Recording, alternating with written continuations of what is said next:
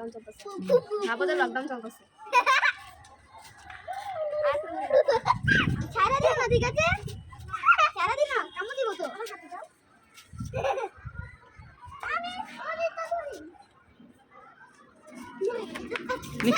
নিফরাত ছেড়ে দিও না।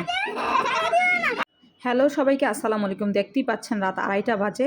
আমরা আসলে কিভাবে দিনগুলা কাটাইছি সেটা হচ্ছে দেশ স্বাধীন হওয়ার আগে, মানে যে লকডাউন শাটডাউনে, আর হচ্ছে দেশ স্বাধীন হওয়ার পরে। এটাই আপনাদের সাথে আজকে আমি শেয়ার করার জন্য চলে আসি। রাত 2:30 বাজে আমার হাজব্যান্ড টিভির সামনে বসে আছে, কারণ তখন আমাদের একটাই ছিল, শুধুমাত্র টিভি ছাড়া আমাদের আর কোনো কিছু ছিল না। কারণ হচ্ছে তখন আমাদের মোবাইলে কোনো নেট ছিল না, কিছুই ছিল না। আমরা কিভাবে তখনকার দিনগুলো পার করছি। তারপরে হচ্ছে আমি যেহেতু জব করি, আমার হাজব্যান্ড জব করে, আমরা আসলে বাসায় থাকার মতো আমাদের পরিবেশ ওরকম ছিল না। খুবই অস্থিরতা লাগতেছিল। তো বাসার ছাদে বাচ্চাদেরকে নিয়ে এসে সময় কাটাচ্ছিলাম। তখন ছাদের পরিবেশ খুব সুন্দর ছিল, আকাশটা এত সুন্দর ছিল, আর যেখানে যেদিকে তাকে সব মানুষ শুধু ছাদে আর ছাদে। কারণ মানুষজন আসলে বাসায় লকডাউন শাটডাউনে সবাই ছাদে উঠে তাদের দিনগুলো কাটাচ্ছিল। আর মাগরিবের প্রায় শেষ মুহূর্তে রংধনু একটা ছাদ ছিল, তখন বসেছিলাম। মানে আমরা ম্যাক্সিমাম সময় ছাদেই বাসার দিনটা কাটাইছি। কোনো রকম রান্নাবান্না করছি, তারপর লুডো খেলাইছি, টিভির সামনে সারাক্ষণ থাকতাম, এরকম করে করে দিনগুলো কাটাইছি। তো আমি ভাবলাম ওই দিনগুলো আপনাদের সাথে একটু শেয়ার করি। মনে হচ্ছে যখন আমরা কখনই মোবাইল চালাতাম না, নেট ছিল না, তখনকার মতো দিনে চলে গেছিলাম। এই 2024 সালে ডিজিটাল বাংলাদেশ হওয়ার পরেও তারপর আমরা ওই যুগে চলে গেছিলাম। এদিকে দেখতেছে একটা প্লেন যাইতেছে আকাশের উপর দিয়ে, একদম খুব কাছ দিয়ে যাচ্ছে। ওরে আবার একটু ক্যাপচার করার চেষ্টা করলাম। তো ভাবলাম আপনাদের সাথে সব কিছু একটু শেয়ার করি।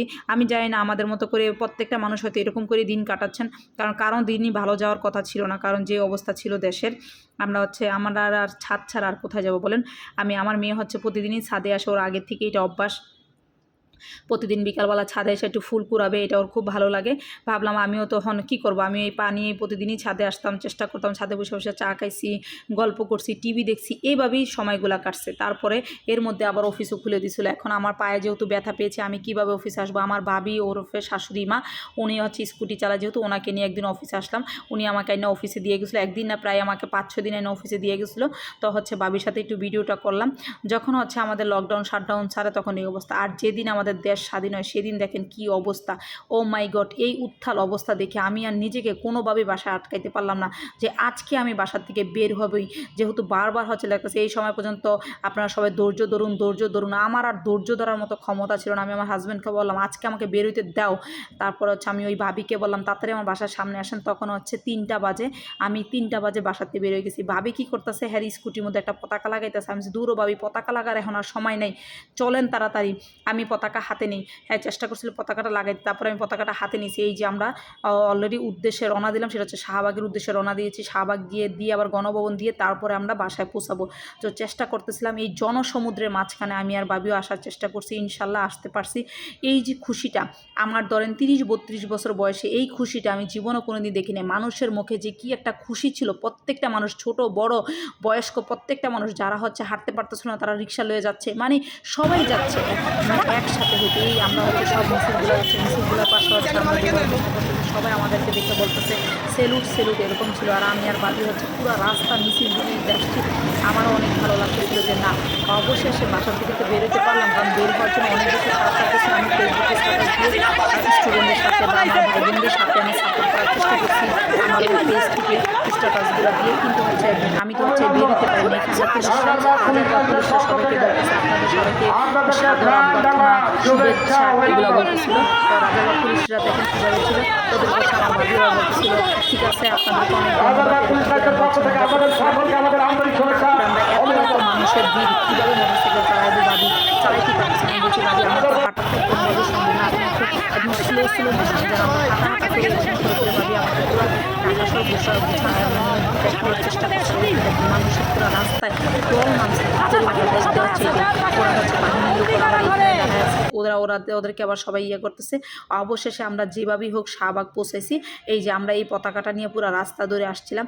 যাই হোক, আমার যে আনন্দটা লাগছে, অনেকে আমার পায়ের দিকে তাকায় ওখানে হাসাহাসি করতেছিল। আমি বলছি দেখেন হাসাহাসি করে না, আজকের এই সময় কেমনে বাসাতে না বেরোই। এদিকটা দেখতেছি গণভবন থেকে সোফা নিয়ে একজনে চলে যেতেছে। ওরে আল্লাহ, মানুষ যা পারছে গণভবন থেকে সব নিয়েছি, কেউ কিছু আর মিস করে। এদিকে মামায় দেখেন কী করতেছে। ওরে মামার জীবনটাই তো মানে সার্থক। একটা হচ্ছে ডাবল ডোরে ফ্রিজ লয়ে এসেছে। এদিকে মামার কাছে সবাই করতেছে আচ্ছা মামা আপনি ফ্রিজ দেন, কোনো সমস্যা নেই, একটু পানিটা খাইতে দেন, একটু পানিটা খাইতে দেন। মামা কী করতেছে, ওই ডাবল ডোরের ফ্রিজ থেকে আবার সবাই পানি বের করে খাওয়াইতেছে। মানুষের ভালোবাসা, মানুষ এই যে আরেকজন আবার ফ্রিজ খুলে দেখাইতেছে ফ্রিজে কী আছে। মানে কি বলবো, মানে গণভবনের পারলে গাছের পাতাটা পর্যন্ত নিয়ে আসছে। এটা হচ্ছে জনগণের ক্ষোভ থেকে, ভালোবাসা না, ক্ষোভ থেকে এই কাজটা জনগণ করছে। তো যাই হোক, যে যেটা করছে, কিন্তু আমি পার্সোনালি এটা পছন্দ করি না, কারণ আমার এটা ভালো লাগে না যে গণভবন থেকে কেন জিনিসপত্র মানুষজন আনবে। কালকে কিন্তু একটা ভিডিও ছাড়ছি গণভবনতে, আমি অনেক কিছু আনছি, আসলে আমি কিছুই আনি না, গণভবনের গেট পর্যন্ত আমি যেতে পারছি, আমি তো ভিতরে ঢুকতেই পারিনি। তো যাই হোক, অবশেষে আপনাদের সাথে শেয়ার করতেছিলাম।